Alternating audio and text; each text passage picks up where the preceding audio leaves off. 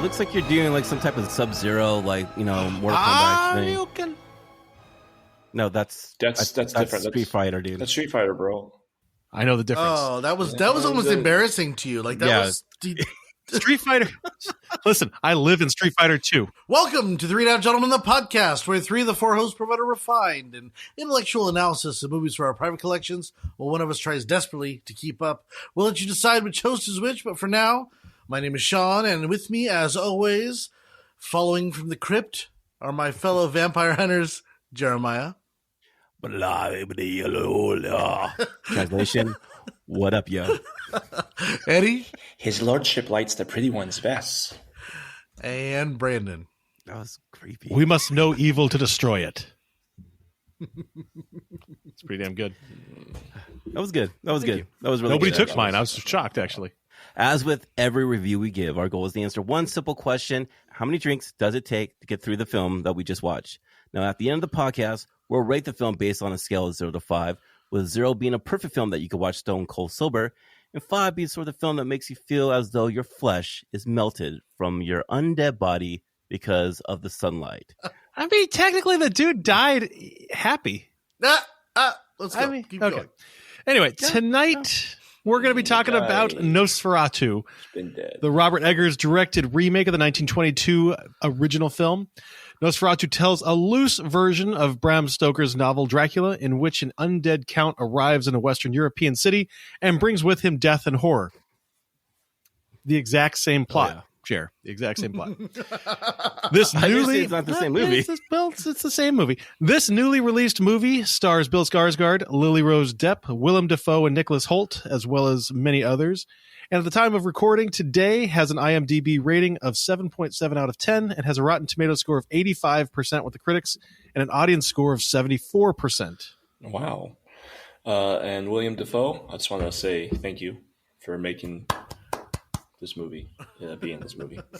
That guy had a ball doing this movie. He was just like, I want to go fucking crazy in this movie. That's his life, man. Yeah.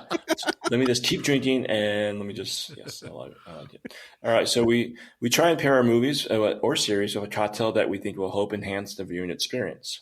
Tonight's cocktail, we are enjoying, what is it, Brandon? Dracula's Blood. Dracula's Blood. Yes, Dracula's Blood cocktail. The ingredients and description can be found on our Instagram page, where you can also find other fun facts, images, trailers, and clips from our podcast. If you're listening to us on any platform podcasts are available, we thank you very much and invite you to move on over to our YouTube channel, ring that bell, and subscribe to our newly released video podcast. We're going to find your Gentleman Weekly here. You're going to find some outtakes and flubs. You can enjoy the review in both places. Additionally, make sure to check out our Instagram page, like Eddie had mentioned, at the.gentleman podcast. The dot means a lot. And we'll be posting even more on there. And it takes Jared's breath away. Listeners, I'm dealing with the plague and shit. Yeah, you're the count. Oh, is it really the plague? So let's start into Nosferatu. First of all, this movie is just in theaters, so if you're gonna listen to this podcast, we invite you to pause it, go to see it in theaters where it was meant to be seen, with all the jump scares and loud noises and wonderful darkness of that theater. My God, I love it. Showing off that damn bucket. Out of all the buckets you get a bucket for this one. This episode is brought to you by Nosferatu, since we're doing Nosferatu. It's in theaters right now. Go and enjoy your time. I gotta be honest, I'm actually surprised. I'm surprised that Eddie didn't just go to YouTube and find the original and just try to pot it off and watch that one. Just me and Eddie actually saw this together. So it was 3:20 in the afternoon, and boy, was this just a watching interesting experience. I swear to God, we're never going to match up. This is continuing. I agree with Nosferatu long. I agree with So let's start. Let's get into it. I'm curious of the reason why most of you guys didn't like this movie. I'm just kind of curious. Listen, as Jeremiah would say, wow. I thought, wow. I just want to start visually, because this movie starts visually with some of the best imagery, scary movie. Lily-Rose Depp looks phenomenal. The characters look great. The cinematography was fabulous. The sets were great. I even liked the makeup. I thought everything, there wasn't anything visually about this movie that I have any problem with whatsoever. I am not a horror movie fan, as it has been well established on this podcast. Well established. I'm not a horror fan. I did not find this to be a quote unquote horror movie. It was not terrifyingly scary. It had a bunch of fun jump scares, and you know, I like Dracula as a character. So to see Count Orlok as this half creature, half man, emaciated, vampiresque person, I thought was just really brilliant. So I have nothing but praise for the visuals. I think it was absolutely fantastic. Yeah, me too. My gosh. You know, visually, it felt like I was somewhere in another place in Europe. You know, Transylvania. You know, somewhere. I was bothered that they had, and me and Eddie were looking at each other because it was kind of awkward that they were speaking with English accents, and they didn't do the whole. One of the things that I love that an old movie called Hunt for Red October did beautifully is it started in Russian and then with subtitles, and as the movie went in the first 3 minutes, it then transferred into English. And I think that this movie particularly would have been serviced by something like that, especially when you had the Count speaking in Old Transylvanian throughout the course of the movie. Just to give us some idea of where we were, and that these English actors weren't in England; they were in Germany. He was actually speaking a different language. Actually, it wasn't that. It was more like he's speaking like the dead language, which is like kind of like a folklore type of thing. Joining off of what Sean was saying, but like one point, okay, you're in Germany and Thomas, and then he goes to another town. And are they speaking German, and is he understanding them, or is they speaking another language and he's not understanding them? I thought it was Hungary. My God, so I'm gonna actually agree with you guys on something. This is cool. No, I was watching. I don't think this is a negative, by the way. I'm sorry. I'm not trying to be confusing. It was just a little let's have a little consistency. But no, that's all I'm asking. I was pissed. I was pissed, and I literally was sitting there in the theater, and I was angry about this. Just briefly, is that they're speaking in English accents? That's fine. Speak in English, because I mean, granted, we could do the whole subtitle thing. But still they say Herr. And so, I mean, Herr just basically means Mr. So why not just say Mr. instead of, Herr Orlok? Just say Mr. Orlok, because honestly, it takes you out of it a little bit. But let's get beyond that and let's look at the actual story that we're looking at. So this is, for everybody who doesn't quite know, this is an almost direct adaptation of Bram Stoker's novel Dracula. Right. So instead of Count Dracula, you have Count Orlok. Instead of Jonathan Harker, you have Thomas. Instead of Mina Harker, you have they take Depp's name was three different characters.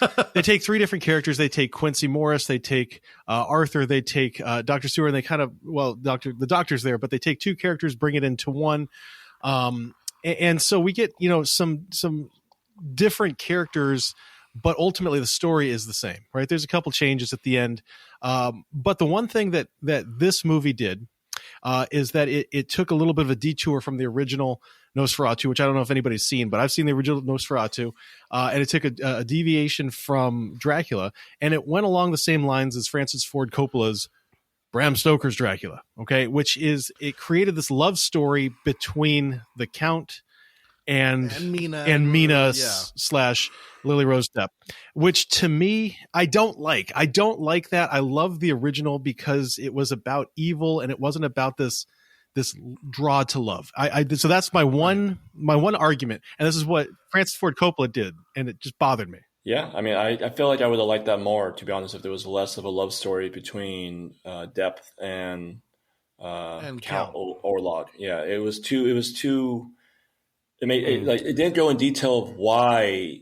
For me personally, it didn't go too much in detail of why the Count had so much of a hold on her.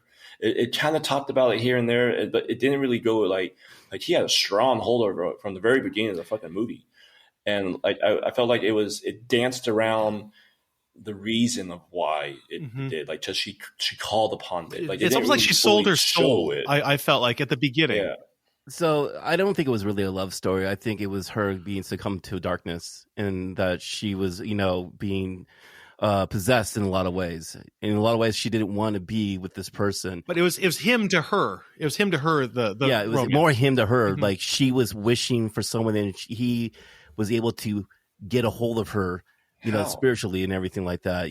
So at the beginning of the movie, there was this scene where she goes out into the into the courtyard, and she calls him. She calls to him. She calls to someone. And it's almost like, and this is where I wish that there was a little bit more exposition, a little bit more. But I'm okay with it. It didn't ruin the movie for me. But I wish that there was something that drove them together. Like she found a book, read from a book, or did something to call him or bring him from the grave. Because what I got the idea of is that he was not fully back as Dracula. He was more like had been alive for so long. He was essentially sleeping, and he was awoken by her, infatuated with her, and then traveled from Transylvania to wherever they were to get her. It was the peer of her. That was it. That it drawn to him. Right. That it was just lust for that. From my understanding, when Thomas was found, and the sisters, the ladies that were helping him to get back after he was sucked from the Count. Count Orlok, yeah, both ways. Yep. They said that the Count was, when he was alive, he was a black magician, sorcerer and everything. So he was so evil that upon his death, the devil pretty much saved his soul and then returned to his body. So this guy is like, he's pretty much the definition of evil in a lot of ways. See, and that brief description, I thought was a huge benefit to the movie. It was a huge positive for me, because if you look at one of my criticisms of Francis Ford Coppola's Dracula, and some other ones, is they focus so much on how he became Dracula, or how he was a regular man. He was Vlad the Impaler. He was out, doing stuff. I mean, in Francis Ford Coppola's, Winona Ryder is reincarnated. It's a mess. This one got rid of all that backstory and said, he is Dracula. He is evil. Everyone's terrified of him. Yeah. Or he is Count Orlok. He's a vampire. I think it's a different approach from vampirism, because with Dracula, it's more about seductive and romantic. This here is just, he's a monster. He's evil, And I think with Nosferatu, you get a lot of folklore of what vampires are, because of Nosferatu, you find out that vampires can be killed by sunlight in daylight. In Dracula, he can walk through the town during the daytime and everything like that. Right. So I think it's pretty interesting how they brought in this story of a different approach of what Dracula or what this vampire is for this movie. Well, fun fact. Guess who is the most filmed and adapted character in all of cinema, TV, movies? Oh, it's got to be Dracula. Dracula. 100% is Dracula. Yeah. So what I want to ask you guys and pose this is, now that we've seen this one, what is your favorite version of Dracula? Oh my God. And it does include Nosferatu. Vampire movies. Nope, I'm talking about Dracula. And yes, Count Orlok counts as Dracula. Oh my gosh. I've got an answer. So I'll go first. So my there's two. My first favorite is a movie called Abbott and Costello Meet Frankenstein. And it was actually Bela Lugosi who came back for Dracula in that movie, and it was a comedy, hardcore comedy, but he was still exactly the same Bela Lugosi Dracula from the 1933 movie. It was fantastic. And the second one I have to say is Dead and Loving It from Mel Brooks. Leslie Nielsen. Leslie Nielsen. Yeah. And I was going to say earlier, I'm going to give you guys a little bit more time to think, but Robert Eggers, when he was doing this movie, he watched a bunch of different Dracula movies, and he made lists of what to do and what didn't work, and he kind of pared down some of the ideas that he had, and one of the things that he loved was Dracula Dead and Loving It, because it was exactly what not to put on screen. It's everything that makes Dracula ridiculous. Yeah. And so it was like, okay, so the rule is you don't film anything that looks like it could be in that movie. So what did you say? Which ones? Dead and Loving It, Dracula, Leslie Nielsen, which is a Mel Brooks movie, and Abbott and Costello Meet Frankenstein, which has got Dracula in it, and Wolfman. I have only had one Dracula movie or a Dracula that seriously it's part of my generation and upbringing in a lot of ways, and I'm pretty sure it might be for Eddie as well. it's Monster Squad. That Dracula is one of the best Draculas that you'll ever see on screen. It's like Goonies, but they're a Monster Squad, and it's a like Dracula meant for kids, and it's very scary for kids. Oh, dude, it was like weirdly 80s scary and everything like that, dude. And what's cool about it is that Dracula brings the Wolfman, the creature from the lagoon, and the mummy, and they have to save the world before midnight, And so it is the coolest thing. But that Dracula was fierce and awesome, actually. So mine is actually the OG Nosferatu. I think that is hands down the most cinematic, most similar to the book in a lot of ways, minus a mustache. I absolutely love the original 1922 Nosferatu. So, man, you want to see what he looks like from the book? I gotta watch it. I'm not gonna lie. Watching this Nosferatu, I was kind of little you were let down. Disappointed. You were let down a little bit. I was just like, I wanted him to look like the 1920 Nosferatu and not like this 1970 porn star with a mustache. I will say, I think that I was a little fortunate in that I hadn't seen the original because I have only seen clips. I've only seen the tone of the movie. I've never watched that whole movie. And so I thought he was fantastic. I thought Bill Skarsgård was just fabulous. From his voice to the way he moved, he was hulking his hands, the way he lusted after both Thomas and Lily-Rose Depp, the way he moved. I thought that Bill Skarsgård has cemented himself as kind of the who's that guy? Doug Jones. Who does all Doug Jones of villains. That's exactly what I was thinking about. Absolutely. He's the Doug Jones. Me and Brandon, we got some similar thoughts there. It's from my understanding, Eggers went more of a folklore type of vampire. Sure. Like more kind of think about like a Hungarian nobleman. Basically what it would look like if he was a dead corpse in a lot of ways. So I get the mustache. It's just I wasn't expecting it when he first came out. I was like, oh shit, what's up with this dude? Eddie, I was disappointed. Your favorite Dracula? It's probably going to be one of the best Dracula movies out there. I know it's a 7 out of what is it? Is it 7 out of 10 on IMDb? So it's Hotel Transylvania. So I'm just gonna go the animated Adam Sandler. I love it. Yes, I'm going to go pay some love to Adam Sandler because I feel like he has a great. Ironically, Mel Brooks played his father in that series. So that's fantastic. Yeah, so but I would kind of piggyback off of my lights are going on and off. That's scary. The vampire. Gonna be sorry Count. I'm not picking you. I do like the Monster Squad. Like that one's a movie that I fall back to a lot with Dracula. And his brides were scary. The brides were scary, yo. Yeah. So one of the things that I think this movie suffered kind of almost immeasurably with was pacing. I thought the pacing of this movie was really poor. All over the place. Yeah. So it took him first of all, he goes to Transylvania on a horse.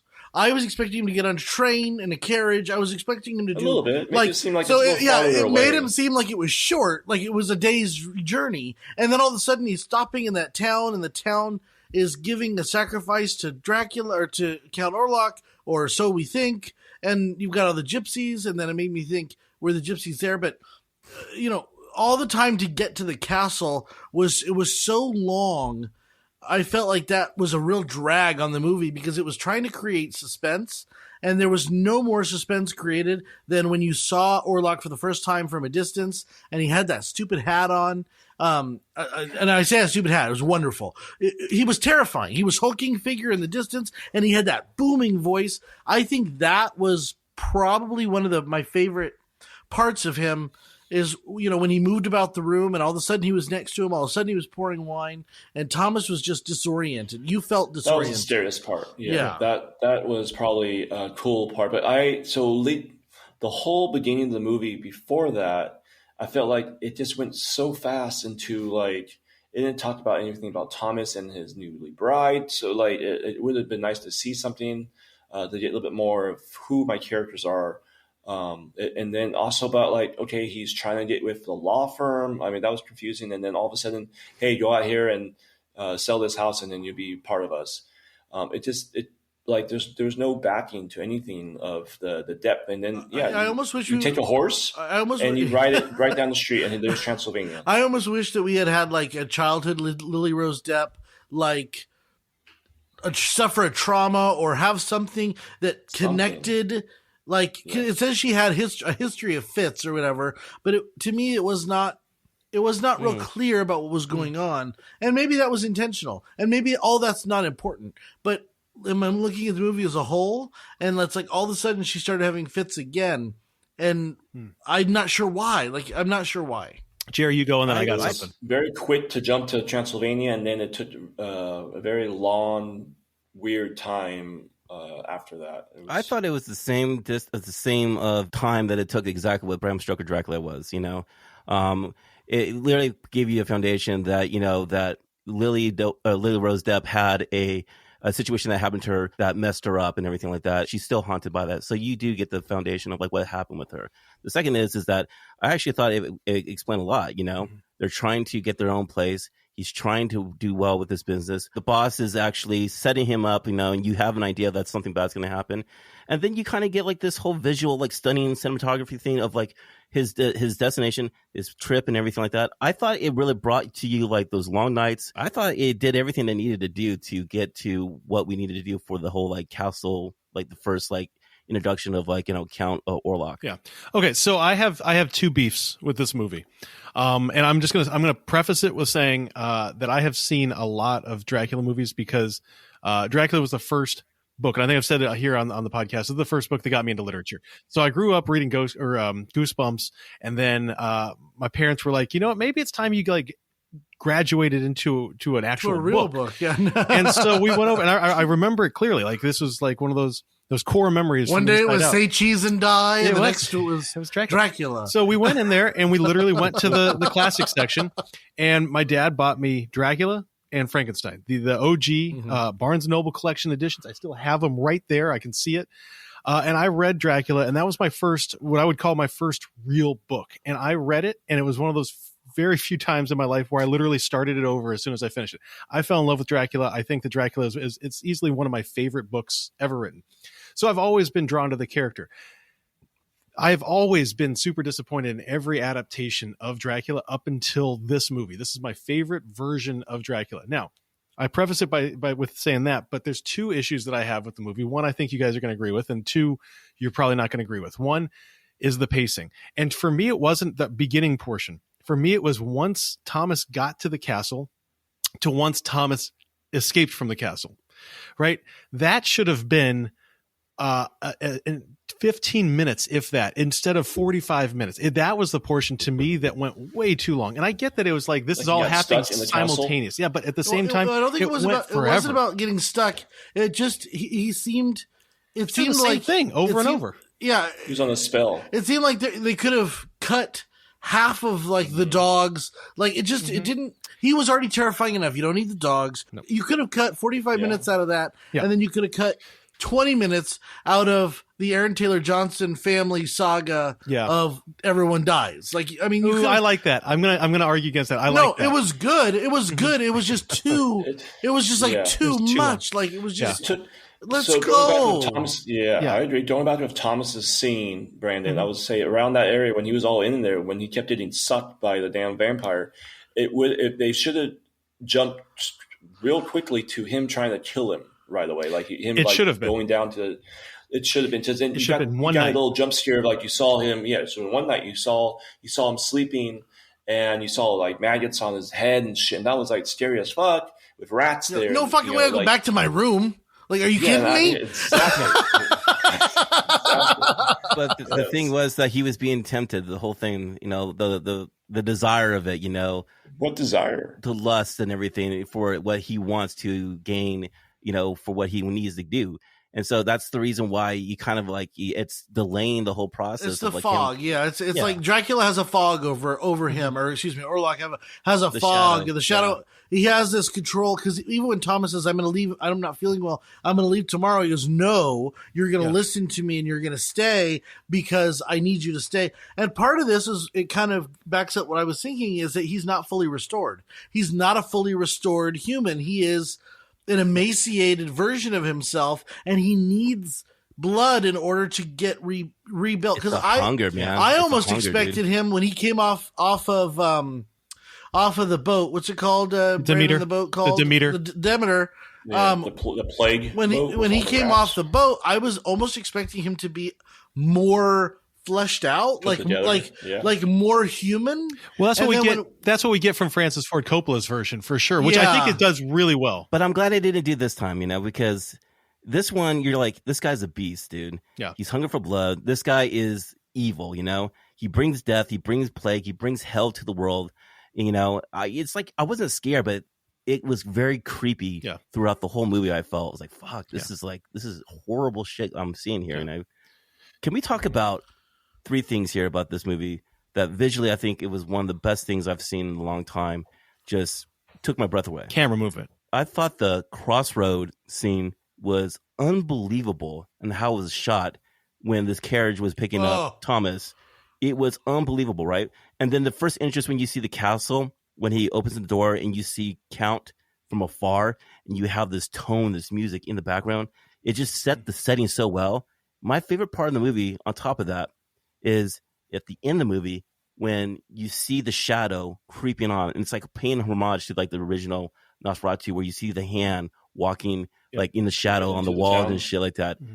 I thought visually Eggers knocked it out of the park with some of the things that he put on screen there. That, but I'd also add the camera movement, especially in the Thomas in the castle scene, where we feel that like we're creeping along the hallways. And and to me, and I had to laugh at this. It reminded me a lot of the quick movement of the camera reminded me of Wes Anderson. I don't know if it made anybody else feel that same way, but the quick like turn down the hall, then turn. Yeah, everything was centered. It was quick turns and then quick back to it. I mean, it was perfectly centered.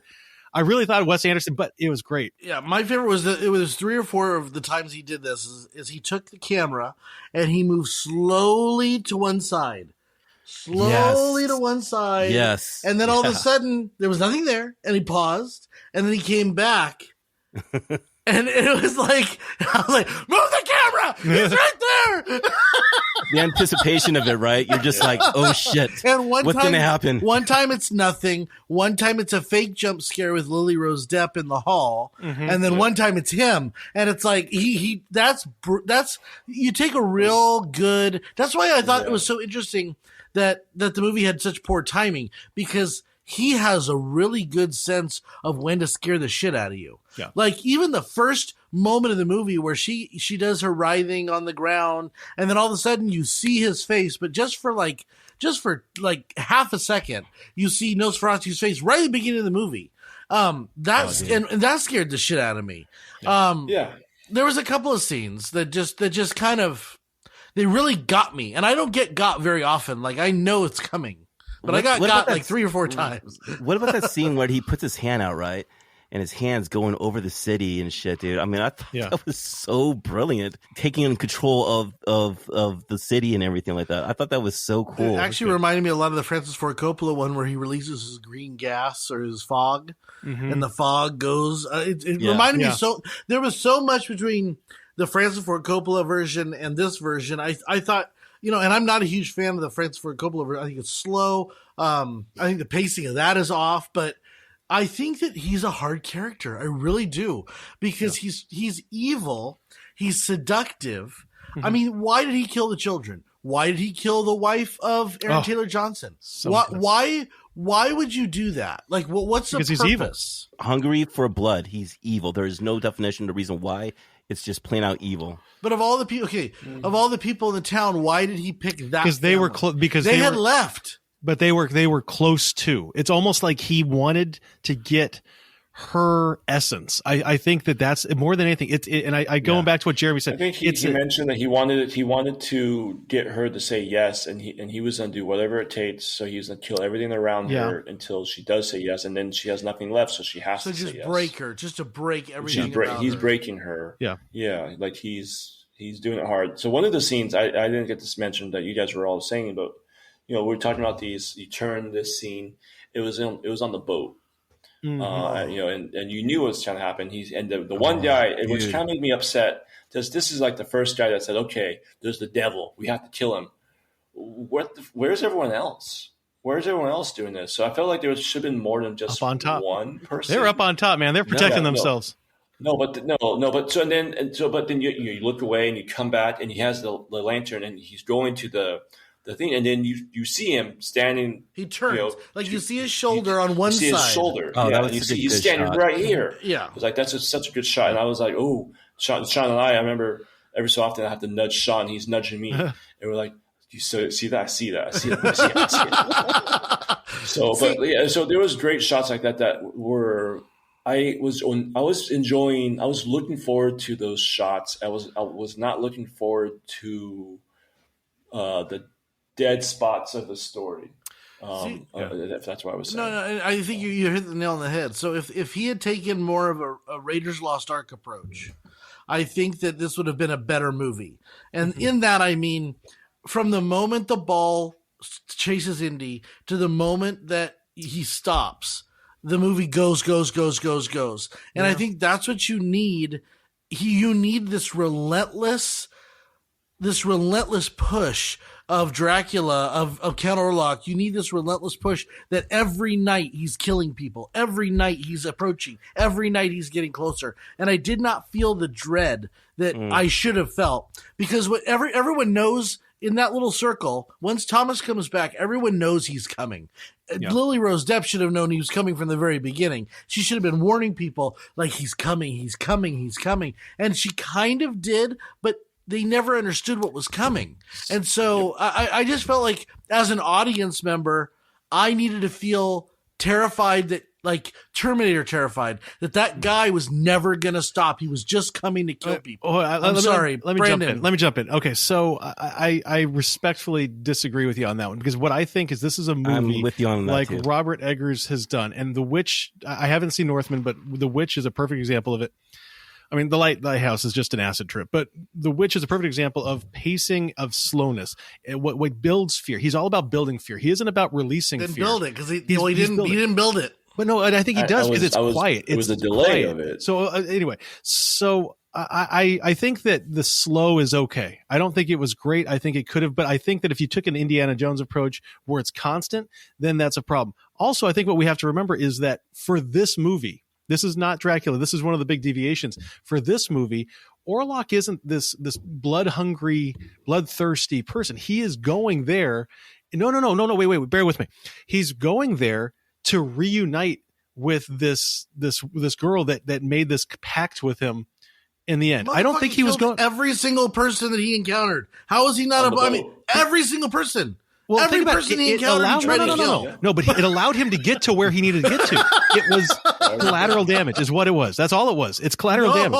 Oh, yes. No, the Virgin was collateral damage. This guy is a bloodthirsty. The Virgin, that was the gypsies, man. That was the gypsies trying to atone and appease. That was a whole different thing. That had nothing to do with the Count. Yeah. They were offering it up. They were offering her to him. I don't think it was to him. I think it was to other vampires. Yeah. So there's more than Dracula out there? That was unclear. Yeah. Because they said it's the Count. And they kept saying, like, don't go there, Thomas, in their own little language. Yeah, saying, don't go into the forest, don't go to the castle, don't go to the castle. I don't think it was. I don't think they were necessarily. I don't think it was the Count. Yeah. I don't. Okay, so I do. And regardless, he literally killed everyone he came into contact with. Every single person. In order to get to Lily-Rose Depp. Yeah. That's his whole purpose. Because the kids were standing in the way. But no, don't you're misremembering it, dude. What he said is, if you don't succumb to me, if you don't submit to me, then I will destroy your world. He goes after the things that he knows will destroy her world. What is going to destroy it more than that? The two kids. He brings the rats. He brings the plague. He brings the end of the world to her, and for her to actually succumb to him and everything, dude. I get that. And you guys were talking about, like, how come, it felt slow. I mean, she's the protagonist of the film. It's basically her film. It's not Nosferatu's film. Yeah. She's like being put out, and they're strapping her down. She's trying to say, hey, this is something going on. And everyone is trying to tell her, no, you're full of shit, And so she's the one who actually saves everything. She's the one who overcomes the haunting of her childhood and actually And overcomes her sacrifice, the haunting and everything. Yeah. She sacrificed. She did everything to save the world, dude. Yeah. So I actually think, what would you think what would you think if somebody's doing that in front of you, just like freaking out in bed and just hemorrhaging, and Willem Dafoe gets strapped down? Yeah, you would not be like, listen, you're like, oh, so there's a vampire coming. You would be like, hey, let me go. But then why Willem Dafoe comes into the character and he says, why are you guys strapping her down? Why are you guys treating her like an animal? Right. Because he's the only one that's probably read some. Well, he's the only one who believes. This person. He's the only one who believes. So I think this is a good time for me to bring in. Remember, I dangled this carrot in front of you guys. There were two things that bothered me about this movie. One was pacing. We talked about that. The second one, and I'm ready for you guys to throw the hate, was Willem Dafoe. I thought Willem Dafoe was poorly cast. I thought that, and I want to say this because this movie, if you haven't seen this movie, this is a fantastic movie. It's a great hypothetical, Shadow of the Vampire, in which Willem Dafoe plays Max Schreck, who is the actor for the original Nosferatu, and it basically is the what if the original Nosferatu actor was actually a vampire. It's a fantastic movie. So what I'm saying is Willem Dafoe, I think, was cast in a lot of ways because, number one, Eggers and him are friends from The Lighthouse, but yeah, I think that it's kind of a nod and homage to this movie. However, I felt like Willem Dafoe, to me, took away my feeling lost within the story. I felt like I was kind of like when I see Tom Cruise being Tom Cruise. I'm like, oh, that's Willem Dafoe being Willem Dafoe. And it took me out of this realm of this movie. And I'm ready to get the shit. But I really did bother me. I have a person that's going to back you up on this because I watched this film with Hannah, and Hannah said exactly the same thing. Like, she's like, I don't understand Willem Dafoe's character. Like, the way how he was, overacting in some of the scenes and everything like that. See, that's why I like Hannah. He was having it looked like he was having the time in his life and everything, but it looked like he was in another film, not the film. Yeah, on this one. I'm going to compound that. I think the whole movie was miscast, except for probably Lily-Rose Depp and Nicholas Hoult, Count Orlok, because I thought Hoult was good. Hoult was good. Boring. Hoult was good. I thought that's that the Aaron point. Taylor Johnson Hoult was supposed to be boring. I think Aaron Taylor Johnson was bad. I think Dr. Severs, Ralph Innocent. Innocent was that guy. He great. was fine. No, I'm just talking about the principal main. The Renfield character. Oh, he's great. The Renfield character, I laughed at. Half the stuff he did, it was funny and weird, and it took me out of the movie. Aaron I was like, Aaron Taylor Johnson felt unnecessary. He felt like he was pushing too hard every time he was on the scene. I agree with you on that. He just didn't. He didn't hit for me, and neither did Nicholas Hoult, who I usually like.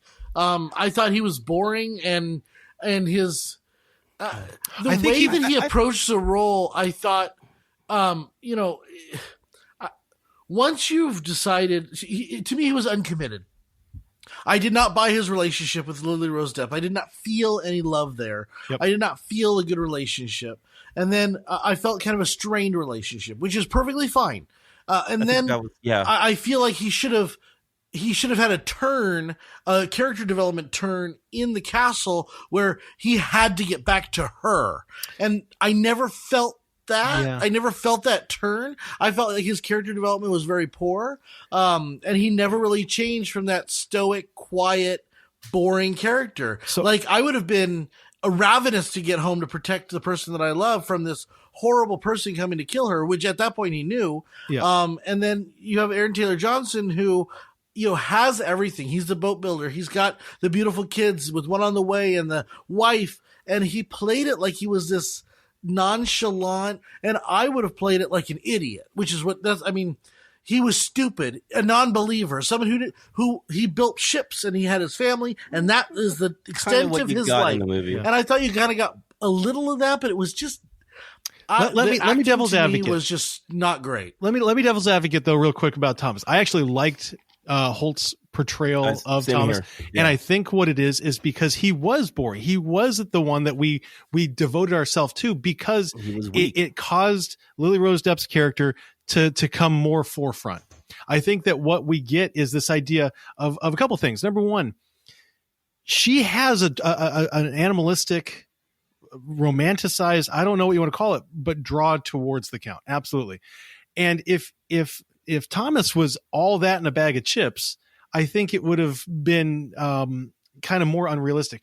when she marries somebody who is boring, is plain, is a nice fella who is, there to love her, but at the same time, nothing special, in looks or in personality, it allows us to say, okay, she is looking for something more and something beyond. And so what I think is it allows her to, as a character, step more forward and us to root for her as opposed to root for him. Then she needed to be a stronger actor. Oh, absolutely. I will agree that Lily-Rose Depp was not as strong as she could have been. Should have been. I mean, all she did was simulate sex the whole movie. That's what I felt like. It was all about just like being in a trance, and I didn't care for that part of it. Like I thought she should have been like a little feistier, I guess. I'm going to disagree with all you guys. I thought she did it really well. I thought she was powerful, and I thought she held the screen when she needed to. I mean, all those things that she was doing, there was no CGI there. There was nothing. That was all her. And I thought she was very demanding. Yeah. I thought she was very seductive, but also very vulnerable at the same time. And I think that's what the character would. That's what the character had to be for this film. I liked her, but I do think that she could have given more of a grounded portrayal. And Sean, I don't know if that's what you're saying, but she at times felt like all she did was just look mopey at the camera and then convulse. So like if I'm now starting to understand the movie a little bit better that we're talking about it. Mm-hmm. To me, she should have been unraveling. She should have been holding it together. Yeah. Like she's trying so hard to hold it together, but she's unraveling underneath. And I did not get that at all. I agree. From any of her performance. I actually thought the other girl who played her counterpart, Aaron Taylor Johnson's wife, did a better job of unraveling. Oh, that's Emma Corrin. I thought she was much better than in her, because I guess at the end of the day, it kept being, oh, Thomas. We get it. You miss Thomas, but there's got to be something else there. There's got to be something else. And Thomas needs to be more intriguing too. So Thomas, I felt was a bad placement because I felt like he needed to have some type of fight in him, and I just didn't believe it for him to. I didn't believe in the love anymore. I felt like he was just too soft or too boring. I wanted to see. I understand boring against the Count, but Thomas also needed to have a little bit of like something that she fell in love with, and I just didn't. Yeah, there's two things that I think would have helped the movie. Number one is to have him narrate a couple of letters about how he felt. That's a good throwback. Just like a good Englishman, But that's Dracula. You're literally taking the scene. It's the same. This is what the movie is. That's what I'm telling you. Dracula is a epistolary. The whole thing is written in letters. There's a reason why the book is good, but you didn't like the movie as Dracula, so it's like. No, I like Dracula. I'm just okay. I think that a little bit of exposition, a little bit of how he actually felt, because he was playing the stoic Englishman, which I get, but I needed a little bit of emotion that he didn't. I also needed some franticness that I don't think he had. Like he was shocked that he had this bite on his chest, and then after the suck, he was not frantic enough. I'm sorry, he was not. I would have lost my shit. Like I would have. I thought he was frantic a lot especially when he wakes up with all the ladies helping him get healed up, and he's like sweating and he's freaking out. No, that was better. I'm talking about in the castle. He's under like the shadow of this cloud by the Count. I mean, there's nothing he can do about it. He's trying to resist. All the temptation for it. I want like Sebastian Stan. I feel like would have been good. Something like that. I'm looking around. We're a while back from that one. There's two actors that was actually assigned to this movie, but they had to like leave out because of like. I'm glad it wasn't Harry stuff. Styles. It was Harry Styles. No, I'm glad he did not go to the movie. But Anna Taylor-Joy. Oh, she would have been amazing. Chair. Anna Taylor-Joy would have been Anna Taylor-Joy was the first person to play Ellen, but she had to not be able to I would have loved that. But that's Eggers that's his muse. Favorite actress but she's play. Interesting. She's got the eyes. She's I love her so much. She was great in Mad Max. I'm a huge fan of that. Question for you guys. At the end of the book, and I know, Jeremy, it's a different story, but it's not the different story. At the end of the book and at the end of the 1922 version, Ellen, Mina, survives. And at the end of this one, she doesn't. So my thought is, or my question to you guys is, were you happy that she died, that she sacrificed herself full on dead, or would you have rather seen her survive like in previous incarnations and incantations of this story? I am happy that she died. It needed to be. That's the only thing that made it seem like, okay, it came full circle with them ending this chapter, and Thomas just married the wrong. So as bad as the pacing was in this movie, as soon as he got on the Demeter and came to London or wherever they were in Germany. Yep. I felt like the movie was much better. So from the time he got on the Demeter to the time, or Demeter, whatever you say it, to the time that he got, the time that he died, that he killed her, I thought the movie had much better pacing than the beginning. And I think that pacing would have been ruined by her surviving. She knew what she was doing. She invited him in to end it. As she even said, she heard the crow, or no, the cock-a-doodle doo of the crow, the daylight, the chicken. Yeah. No, it's the rooster. Yep. And she said more. She said take more, and he could, because of his bloodlust, could not stop. Even though he knew he couldn't resist, he knew he was going to die, and he knew they would die together. And I think that is a very compelling end to the story. Mm-hmm. I think it's the ultimate good versus evil, like good triumphs over evil type of thing. I think she was the protagonist all along. She knew what she had to do, but she was also tempted of that dark side as well. And that's also brought her, that closure in so many ways. I found it very uncomfortable to watch. Let's put it that way. It was very creepy. I agree. Yeah. And that's, Sean, that's what I was getting at with, I think you were saying, like, it would have been nice to see him after all these blood-sucking people he'd been munching on the whole day, the whole movies, like with the kids and the families. It would have been nice to start seeing him. Maybe it looked a little bit more put together of like, okay, and then when is a Lily-Rose Depp see this and say, okay, and then, but she's trapping him. Now it's her turn to fight back, and it's good versus evil. She seduced him. She seduced him, like, and this is her only way to kill this evil is to also kill herself. So it would have been nice though, and then to see him travel back, like at one point, maybe get to really he's looking, actually he does look really good after he's fully put together, and then she trapped him, and then he tapers back all the way back down to how he looked at in the very beginning. No, see, let me just throw this in there. I think that because he looked like Bones in the very end. So I was gonna say, like, the whole time he looked disgusting. Here's what I love about it though, is that he is not the Gary Oldman version of Dracula, right? He's not somebody who is looking for blood to be replenished. He is looking almost like a junkie, right? He's looking for a fix, and it is his drug. And he's if anything, I think this is what the last shot of the film, which to me was one of the most beautiful, horrendous last shots that you can give, is that we see him almost doing the opposite, getting brought down, getting more deathly, getting more pale, getting more sickly and emaciated and skeletal. I think I look at it as his bloodlust was the same as a drug addiction. He was just a junkie looking for a fix. And I think that if we had done it the opposite, that got him. Yeah, and that's what it is. It was pure goodness, and goodness in the sense of somebody who is sacrificing themselves for the better good, something that Interstellar just did not do. But like, as soon as like he gets that, as soon as he gets her blood in him, like actually, like I wanted to see him like blood is it's blood, what he man. wanted, but then he can't stop. And then that's when the daylight it starts to kill him. The last 20 minutes of the movie, believe it or not, were not my issue. I just thought the pacing in the middle just drug. So you're saying it's too long, Sean? I'm saying it's not just too long. It's too long. It's almost like he was trying.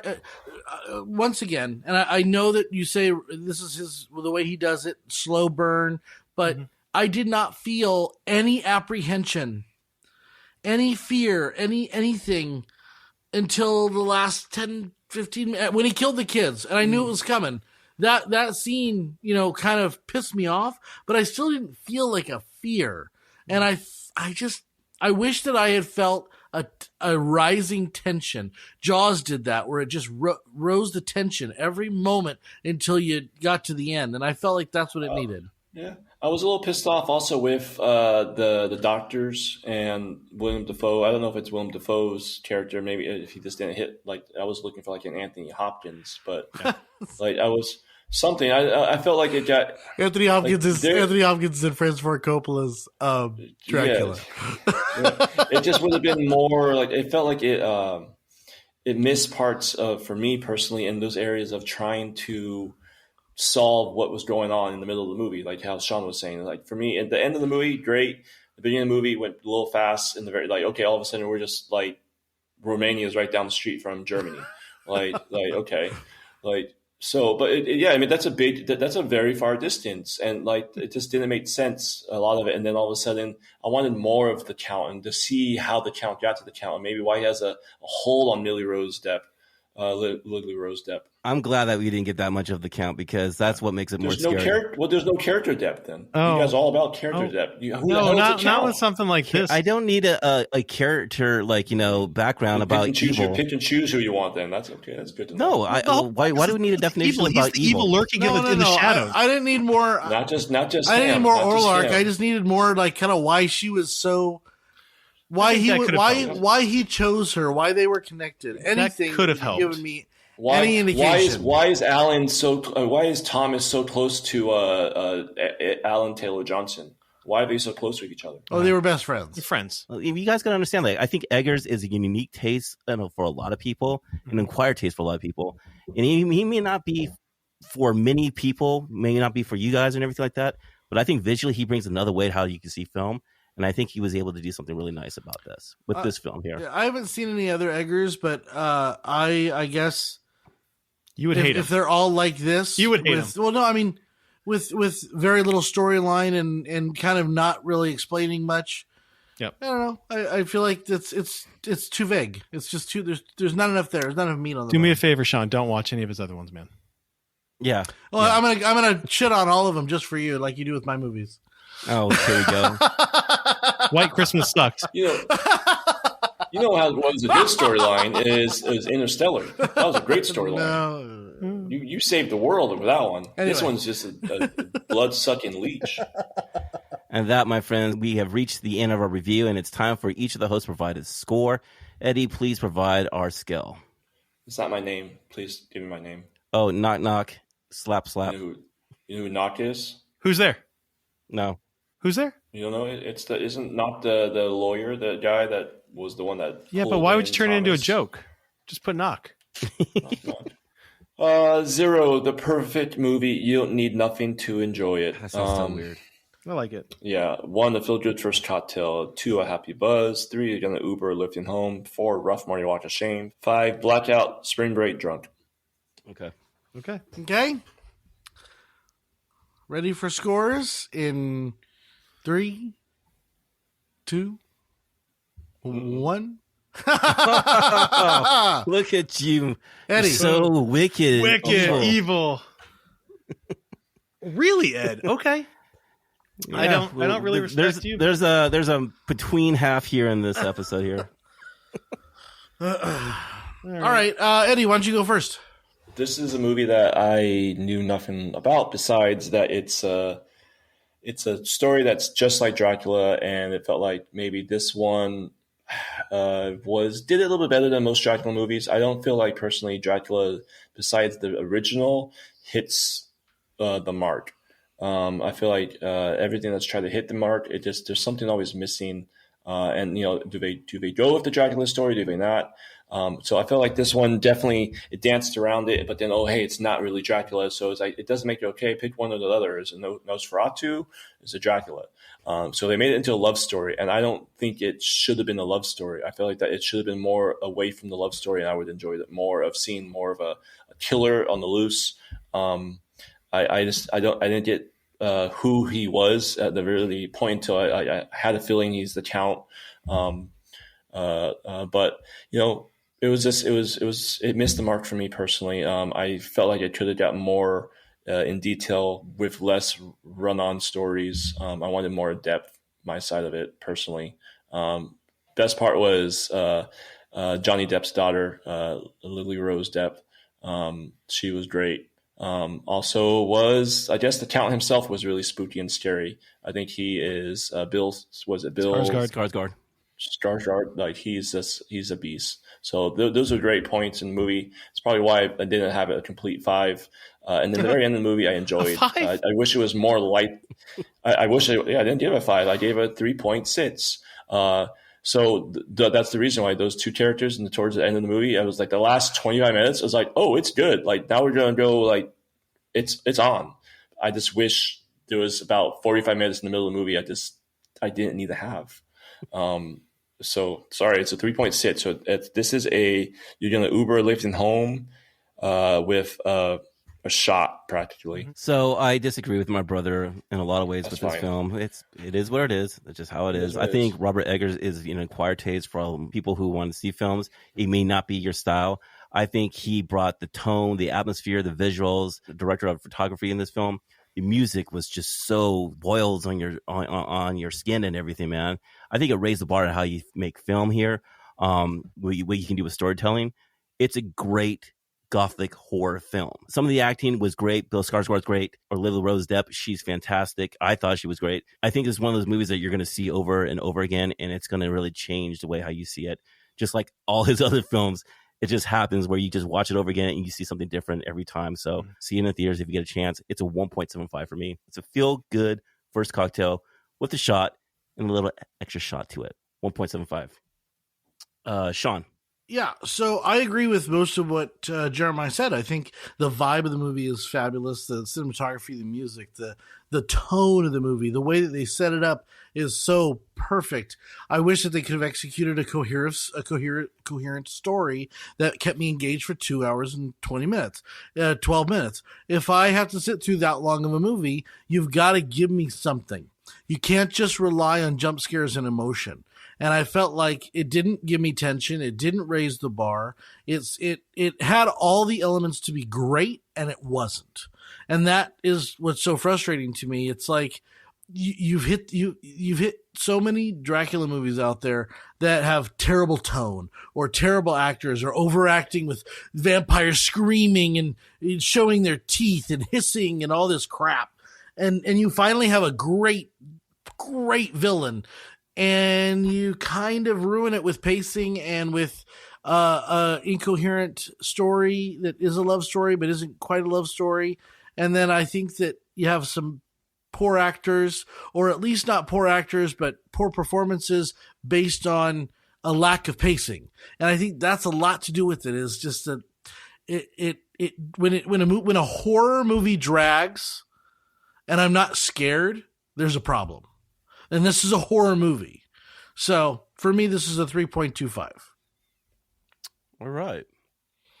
Brandon. So what I think we have to remember is that, and I'm speaking for Eggers, I'm defending him, and maybe I'm wrong, but I don't think I am, is that he was trying to capture an adaptation, a reimagining, and really a remake of the original. And if you know cinema history, and I'm not trying to lecture anybody on it, but Nosferatu, along with The Cabinet of Dr. Caligari, are two of the most important films for the horror genre, because what they did is they were both German, and they brought in this concept of German expressionism.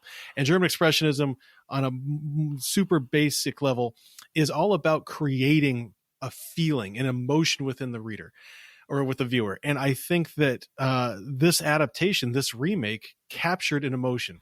I do think the pacing was slow. I think the pacing was slow for the first third of the movie. I think that the second 2/3 of the movie were fantastic. I had no problem with the performances, with the exception of Willem Dafoe.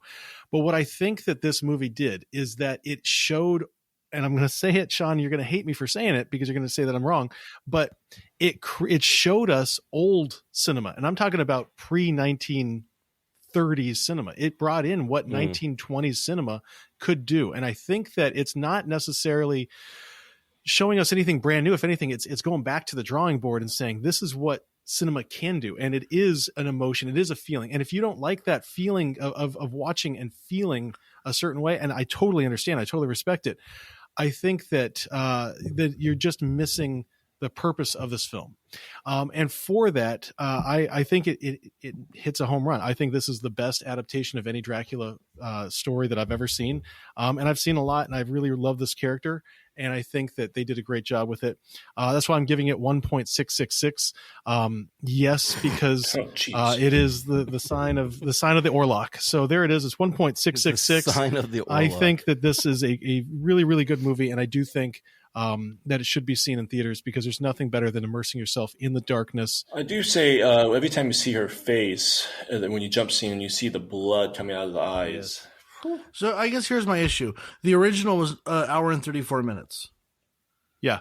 This should have been an hour. If this was an hour and 34 minutes, I think I would have liked it tremendously more. I think you would. When I reach into my pocket to look at how long it's been, because it's just dragging. Are you talking about the 1920 film? Yeah. I'm just saying that it's a 2 hour and 20 minute movie is a. I'm just saying this movie and Francis Ford Coppola's Dracula is only 4 minutes different. And they were both too long. They were both 45 minutes too long. Here, go ahead. All right. When you take those four scores and divide by 4, what does Nosferatu get an average rating of? It gives us a 2.5665. 2.5665. That gives us on a happy buzz. Saying it's an with average a good, solid movie, shot. which is crap. I think this is an average movie, personally. Yeah. Some people might like it, some people might not like it. It's right down the middle, man. Jeremiah, where does it put on the list of films that we've reviewed? You guys were pretty hard on this one. Here we go. Got it. All right. It is number 73 on our list. What is better than Nosferatu? A Knight's Tale, Moulin Rouge, White Christmas, The Hangover, Grease, and A Line of Fire. White Christmas? On Elm Street. Yep. I wish that I'd given it that 4 that I wanted to. Oh, God. Yeah. What's worse than Nosferatu? Pitch Perfect, Beetlejuice, Sleepy Hollow, Clueless, Dracula, the 1931 version, Vanilla Sky, Gremlins, and Minority Report. So the only problem is that the movie is good quality. That's the problem. Is that the movie visually is just beautiful. And Skarsgård is great. But to me, that just wasn't enough for no storyline. No, the story's good. I like it. All right. I agree. All right. So next week, we're going to be taking a look at the 2023 Timothée Chalamet helmed Wonka, which is the origin story of Willy Wonka, a movie that I would never, ever have chosen to watch if I wasn't forced to do so by our host. So that's what we're looking at. Wonka. Willy Wonka. So that's his pick. And you can find it on HBO. Yeah, you can find it on Max. You can watch it on Tubi. You can rent it on Prime. You can buy it in stores if you can find a store that sells a DVD, which farther and fewer between. You can't find DVDs, but Blu-rays. I still like the DVDs. We want to give some shout outs also to areas where we have listeners. Today, we want to reach out and thank some listeners from Florence, South Carolina. Yay! Yeah, Sun City, Arizona. Jeez, guys. Yeah, Sun City, Arizona. Thank you. Sun City, Arizona. Sun City. Florence, South Carolina. Jeffersonville, Indiana. And good old Atlanta, Georgia. Oh, okay. Atlanta. Thank you so much to all those listeners in those cities and those towns. And spread word, please. We appreciate it. Absolutely. For this season, we are really trying to get some more listener participation. We've streamlined the process. So feel free to drop us a direct message on Instagram at @the.gentleman_podcast. The dot means a lot. You can leave comments on our YouTube channel, and don't forget to ring that bell and subscribe. Also, please make sure you're leaving us 5-star reviews wherever you are listening. And we are really excited for this season. We're going to bring you some, already have brought a movie from theaters, but we're going to bring you some more new releases, classic movies, and some groundbreaking television shows like the final season of Stranger Things, Season 2 of Wednesday, and The Last of Us, respectively, and perhaps more. So please make sure to check out all of our content wherever you stream. So thank you so much, and we'll get you more details about upcoming episodes across our platforms. Thank you. Cheers, gentlemen. Dracula's blood. Peace out, yo. Peace out. Cheers, gentlemen. Dracula's blood is really good. Cheers, your blood.